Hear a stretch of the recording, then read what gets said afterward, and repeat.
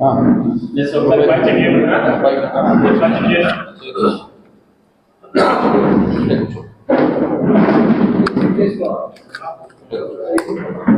జిల్లా అధ్యక్షులు జగదీశ్వర్ నాయుడు గారు, అలాగే వైసీపీలో జాతీయ అధికార ప్రతినిధి ఉండి నరేంద్ర మోడీ గారి అభివృద్ధి పనులు ఆకర్షితులై భారతీయ జనతా పార్టీలో మా కుటుంబంలో పిచ్చి చేసినటువంటి రవిచంద్ర రెడ్డి గారికి అందరికీ నమస్కారాలు, మీడియా మిత్రులకి నమస్కారాలు. ఫ్రెండ్స్, ఈరోజు భారతదేశం వికసిత భారత్గా ముందుకు పోతా ఉంది.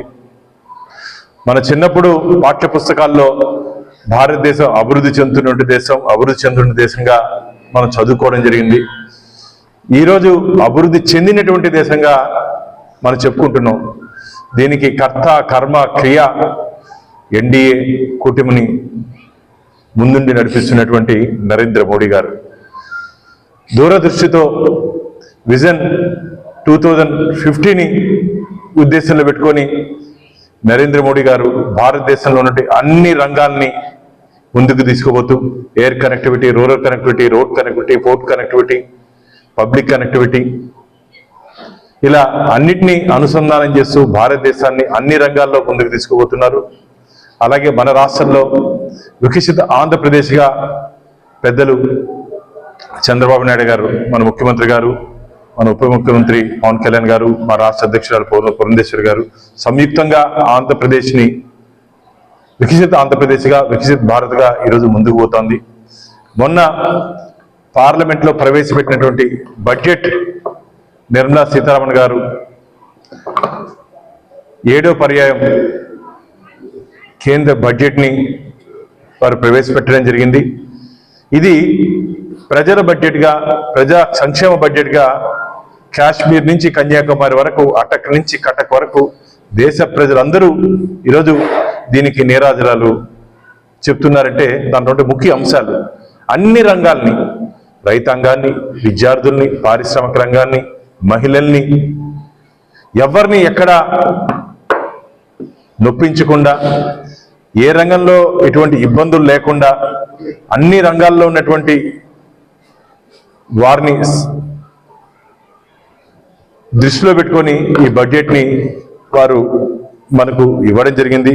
ముఖ్యంగా వ్యవసాయం, ఎంఎస్ఎంఈ, ప్రజల్లో పెట్టుబడి, ఆర్థిక వ్యవస్థల పెట్టుబడులు, నూతన ఆవిష్కరణలకు ప్రోత్సాహం, ఎగుమతులకు ప్రోత్సాహం, సంస్కరణలు, ప్రత్యక్ష పన్నులు, ముఖ్యంగా 12 లక్షలు ఇన్కమ్ ట్యాక్స్ ఎగ్జంప్షన్ అంటే ఈరోజు దేశ ప్రజలందరూ ఎన్నో సంవత్సరాల నుంచి ఎదురు చూస్తున్నటువంటి ఆ ఆశని ఈ బడ్జెట్లో మన ఎన్డీఏ కూటమి నెరవేర్చడం జరిగింది.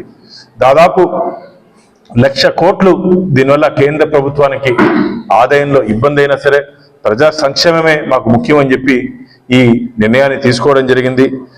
మీరు కానీ గమనించినట్టయితే ఇది 140 కోట్ల మంది భారతీయుల ఆకాంక్షతో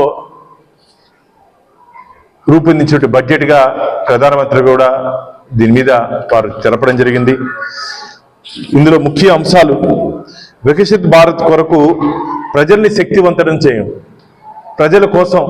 ఇంతకుముందు ప్రభుత్వాలు మీరు కానీ గమనించినట్టయితే కాంగ్రెస్ ప్రభుత్వం స్కామ్లకి కేర్ ఆఫ్ అడ్రస్, అవినీతికి కేర్ ఆఫ్ అడ్రస్, దాదాపు 5 లక్షల కోట్ల పైచిలకు స్కాములు చేసినటువంటి ప్రభుత్వం గత ప్రభుత్వం. మీరు కానీ ఈ 10 సంవత్సరాల కాలంలో నరేంద్ర మోడీ గారు 2014 నుంచి ఇప్పటి వరకు ఏ ఒక్క రంగంలో కూడా అవినీతి జరగకుండా అవినీతి రహిత పరిపాలన అందిస్తూ భారతదేశాన్ని ముందుకు తీసుకొని వచ్చినటువంటి వ్యక్తి నరేంద్ర మోడీ గారు. మన ప్రియతమ ప్రధాని వాజ్పేయి గారి పాలన పూర్తయిన తర్వాత ఒక ఆదర్శమైనటువంటి పాలనని ఈరోజు దేశ ప్రజలకు అందించారు. మిత్రులారా, గురించి కానీ మనం మాట్లాడుకుంటే, ఎందుకంటే భారతదేశం వ్యవసాయం వెన్నుముక. అలాంటి దీంట్లో మీరు కానీ గమనించినట్టయితే ఇంతకుముందు రైతులకి కిసాన్ క్రెడిట్ కార్డులు రుణ పరిమితి 3 లక్షల నుంచి 5 లక్షల వరకు పెంచడం జరిగింది. మిత్రులారా, 3 లక్షల నుంచి 5 లక్షల వరకు పెంచడం జరిగింది. దీని ద్వారా దాదాపు 7.7 crores రైతులు దీనివల్ల ఉపాధి పొందే అవకాశం ఉంది.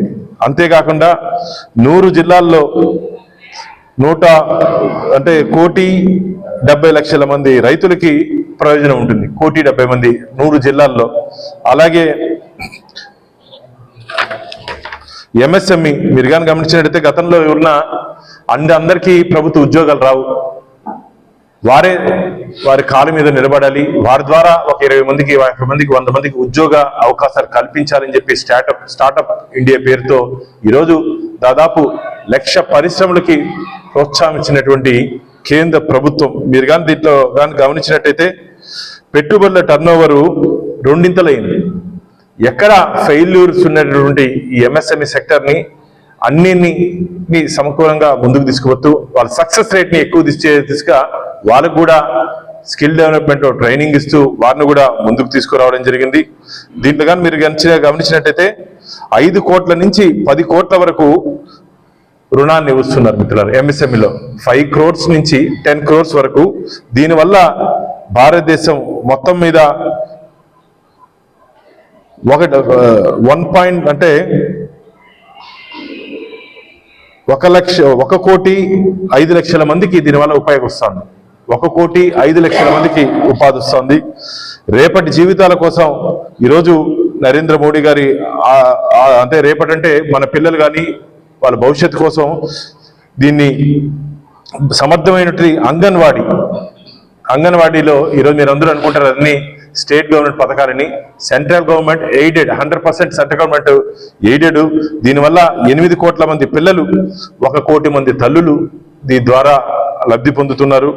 ఆరోగ్య సేవ ద్వారా ఈరోజు 2025 నుంచి 26లో 10,000 అదనపు సీట్లు మెడికల్ ఈరోజు ఇన్ఫ్రాస్ట్రక్చర్ మీరు కానీ గమనించినట్టయితే మనం చిన్నప్పుడు చాలా పరిమిత సంఖ్యలో మెడికల్ కాలేజీలు ఉండేది.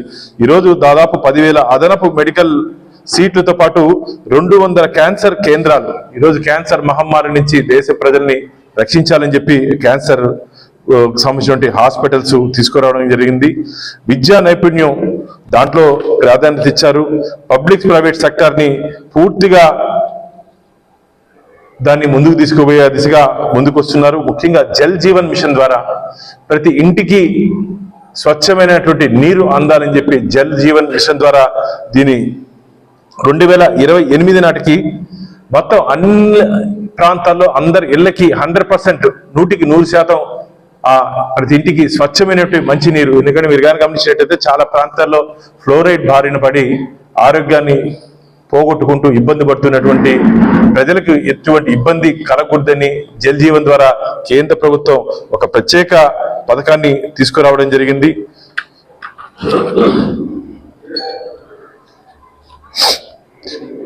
ఎడ్యుకేషన్ హబ్గా ఈరోజు ఆంధ్రప్రదేశ్ని తీసుకుని వస్తుంది కేంద్ర ప్రభుత్వం. దాదాపు విభజన సమయంలో మనకి ఇచ్చినటువంటి అన్ని హామీలను మీరు కానీ చూసారంటే తిరుపతిలో IIT, IISER, culinary university, Sanskrit మనకు తిరుపతిలో నుండి ఈ విశ్వవిద్యాలయాలు నాకు తెలిసి ఎక్కడ లేవు. దాదాపు 10-12 విశ్వవిద్యాలయాలు తిరుపతిలో ఉన్నాయి. ఇంకా అదనంగా కేంద్ర ప్రభుత్వం మనం ఇచ్చినటువంటి విభజన సమయంలో మనకి ఇచ్చినటువంటి గిరిజన విశ్వవిద్యాలయానికి కూడా వారు గ్రీన్ సిగ్నల్ ఇచ్చారు. గతంలో 2014లో కేంద్ర ప్రభుత్వం ఏం చెప్పిందో అన్ని చేసుకుంటూ ముందుకు తీసుకుపోతున్నట్టు ప్రభుత్వం ఈరోజు కేంద్ర ప్రభుత్వం. గతంలో విమానాశ్రయాలు పరిమిత సంఖ్యలో ఉండేది. ఆ సంఖ్యని పూర్తి స్థాయిలో, ఎందుకంటే అందరికీ సౌకర్యాలు ఉండాలి. ఎయిర్పోర్టు, సీ పోర్టు కానీ ఎక్కడ కానీ ఉంటే వేగవంతంగా ఆ నగరాలు అభివృద్ధి చెందాయి మిత్రులారా. ఎక్కడైతే ఎయిర్పోర్ట్స్, సీ పోర్ట్స్ అంటే పోర్ట్ కనెక్టివిటీ కానీ ఉంటే ఎగుమతులకు కానీ దిగుమతులకు కానీ చాలా అనుకూలంగా ఉంటుంది. కాబట్టి దాని మీద ప్రత్యేక దృష్టి పెట్టి విమానాశ్రయాల విస్తరణ కానీ ఎయిర్పోర్ట్ల విస్తరణలో పూర్తిగా ఈరోజు కేంద్ర ప్రభుత్వం దీని మీద దృష్టి పెట్టడం జరిగింది. పన్నుల రాయితీ ఇంతకుముందు మనం మాట్లాడుకున్నట్టు 12 లక్షల రూపాయలు.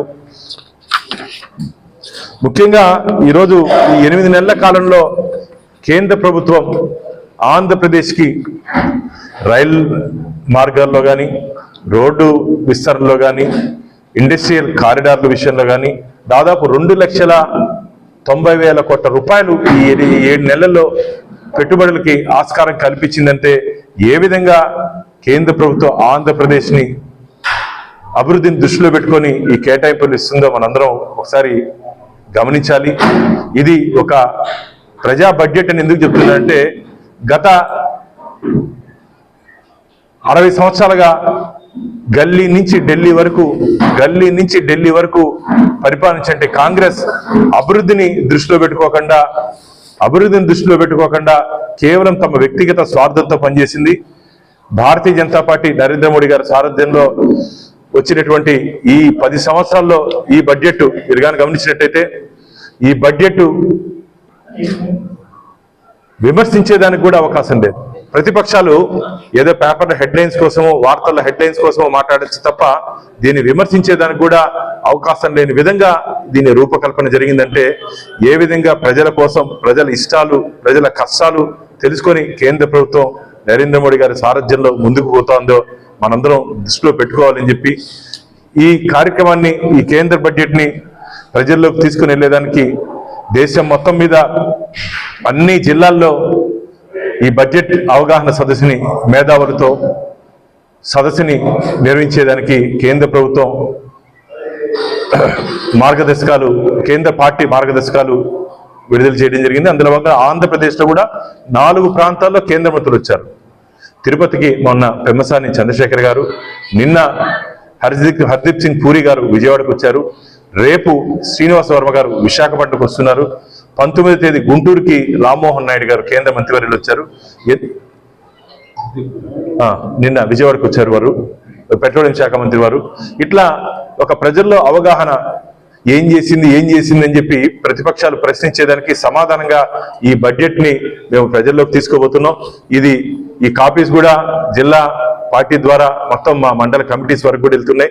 దీన్ని రాబో రోజుల్లో ప్రజల వద్దకు కేంద్ర ప్రభుత్వం ప్రవేశపెట్టిన సంక్షేమ బడ్జెట్ ని ప్రజల వద్దకు తీసుకుని వెళ్ళడానికి భారతీయ జనతా పార్టీ కార్యకర్త, మా ఎన్డీఏ కూటమి సభ్యులందరూ, తెలుగుదేశం కానీ, జనసేన కానీ, భారతీయ జనతా పార్టీ అందరం మేము ప్రజల కోసం ప్రవేశపెట్టిన బడ్జెట్ ని దాంట్లో నుండి ముఖ్య అంశాలు ఏవేవైతే ఎంఎస్ఎంఈ ఉన్నాయో ఇవన్నిటినీ అవగాహన కల్పిస్తూ వారికి దాంట్లో లబ్ధి పొందే విధంగా మా ఎన్డీఏ కూటమిలో ఉన్నటువంటి కార్యకర్తలు, నాయకులు వారితో పాటు కలిసి ప్రయాణం చేస్తారని చెప్పి తెలియజేసుకుంటున్నా.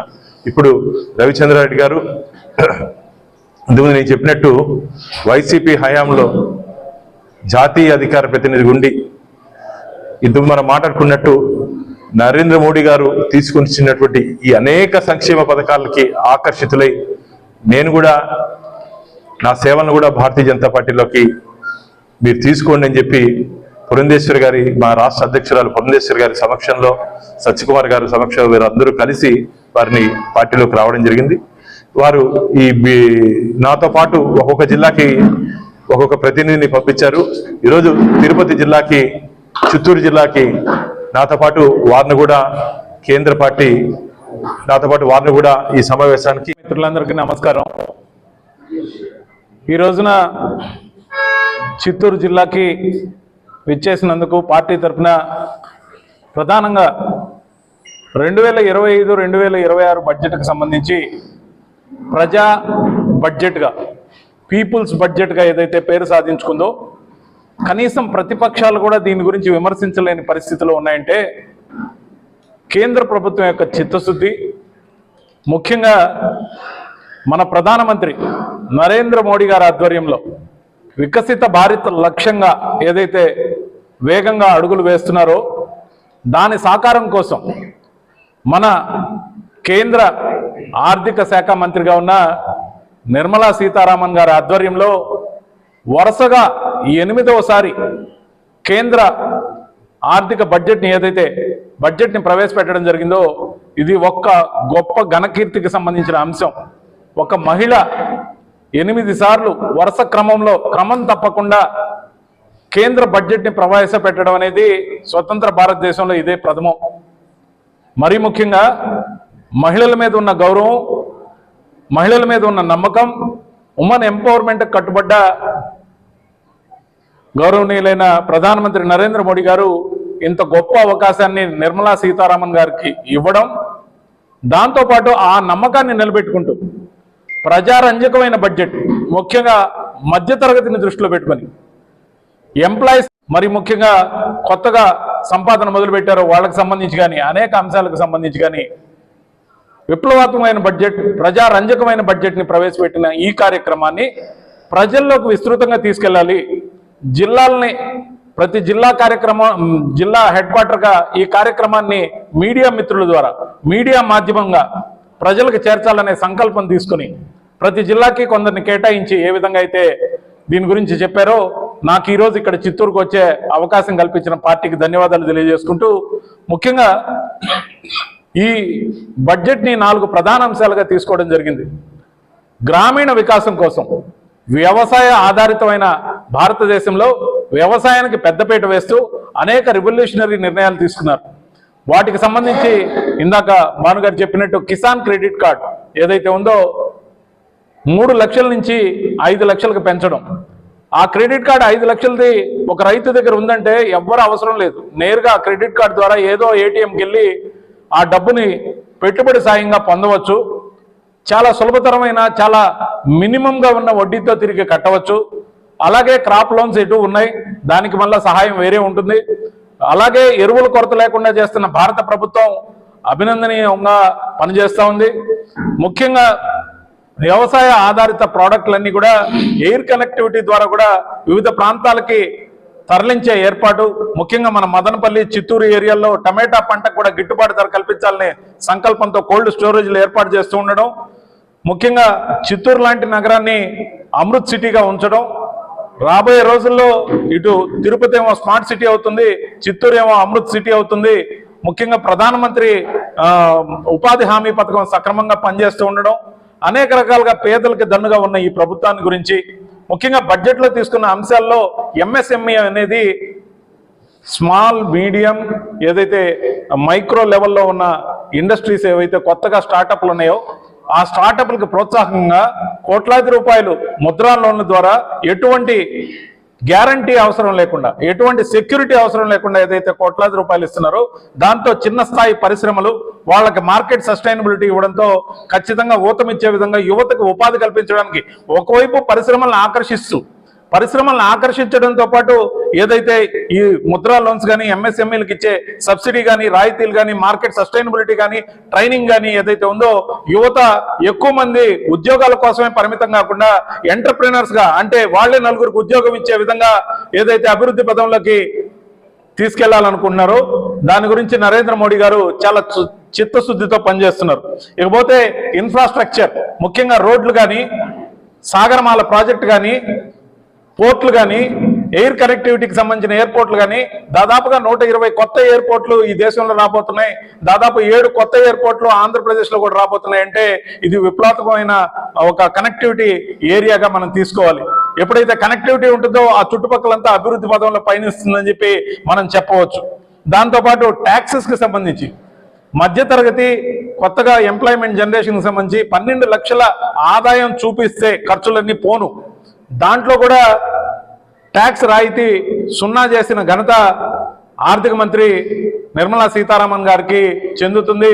ఇది నరేంద్ర మోడీ గారి గైడ్ లైన్స్ లో ఇచ్చిన సూచనల మేరకు జరిగిన ప్రతిపాదన. దాంతోపాటు ఈ స్లాబ్లు ఏవైతే ఉన్నాయో సీనియర్ సిటిజన్స్ కి రెట్టింపు ఆదాయ పన్ను పరిమితిని పెంచడం జరిగింది. ఆదాయం చూపించిన తర్వాత కూడా ఇంతకు ముందున్న దాన్ని రెట్టింపు వరకు వాళ్ళు కట్టబడలేకుండా ఉండడం జరిగింది. ఇన్కమ్ ట్యాక్స్ స్లాబుల్లో కూడా ప్రధానమైన సబ్సిడీలు రాయితీలు ఇవ్వడం జరిగింది.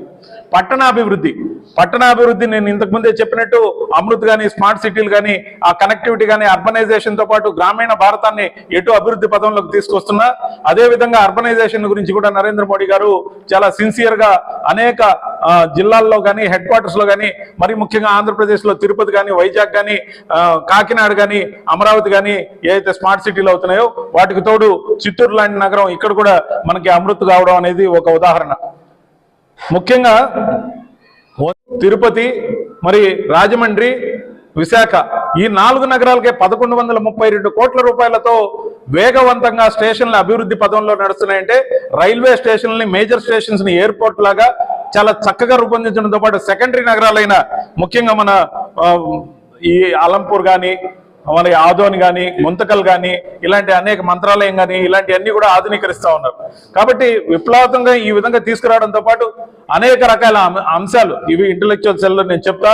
ముఖ్యంగా ప్రధానమంత్రి గారు ఈ దేశంతో పాటు ఆంధ్రప్రదేశ్కి ఏమేం చేస్తున్నారు, ఈ ఆంధ్రప్రదేశ్కి చేసే క్రమంలో 2047 లక్ష్యంగా ఏదైతే పనిచేస్తున్నారో 100 సంవత్సరాల స్వతంత్రం వచ్చిన సందర్భంగా వికసిత భారతదేశంతో పాటు వికసిత ఆంధ్రప్రదేశ్కి ఇదే విధంగా లక్ష్యాన్ని నిర్ధారించుకున్న చంద్రబాబు నాయుడు గారు కూడా 2047 విజన్ 2047 అని ఏదైతే నిర్దేశించుకున్నారో దానికోసం చిత్తశుద్ధితో పనిచేస్తూ కూటమి నేతగా ఈ రోజునున్న ముఖ్యమంత్రిగా చంద్రబాబు నాయుడు గారు గణనీయంగా ఏదైతే పరిపాలన అందిస్తున్నారో దానికి సహకరిస్తూ పవన్ కళ్యాణ్ గారు ఉప ముఖ్యమంత్రిగా, మరి నారా లోకేష్ గారు, అనేక మంది ఏదైతే కూటమి నేతలు ఉన్నారో అందరూ కూడా సహకరిస్తూ అడుగులో అడుగేస్తూ కేంద్ర ప్రభుత్వంతో రాష్ట్ర ప్రభుత్వం సహకారాన్ని యథావిధిగా కొనసాగిస్తూ ఖచ్చితంగా అనేక పరిశ్రమల్ని సాధించే విధంగా, అనేక డెవలప్మెంట్స్ సాధించే విధంగా, ముఖ్యంగా ఎన్డీఏ కూటమిగా ఉన్న ఆంధ్రప్రదేశ్ లో కూటమి ప్రభుత్వం అభివృద్ధి పదంలో నడుస్తుందని చెప్పడం ఖచ్చితంగా సాక్ష్యాధారాలతో సహతం చెప్తాం. ముఖ్యంగా అందరిలోకి విస్తృతంగా తీసుకుపోవాల్సిందిగా ఈ విధమైన ప్రజారంజకమైన బడ్జెట్ ఇచ్చినందుకు ధన్యవాదాలు తెలియజేస్తూ నిర్మలా సీతారామన్ గారికి, మన ప్రధానమంత్రి నరేంద్ర మోడీ గారికి మరీ ధన్యవాదాలు తెలియజేస్తూ ఈ అవకాశాన్ని ఇక్కడ తీసుకున్నప్పుడు మీరు మీడియా మిత్రులందరూ దీన్ని విస్తృతంగా ప్రచారంలోకి తీసుకెళ్లాలని కోరుతూ ఉన్నా.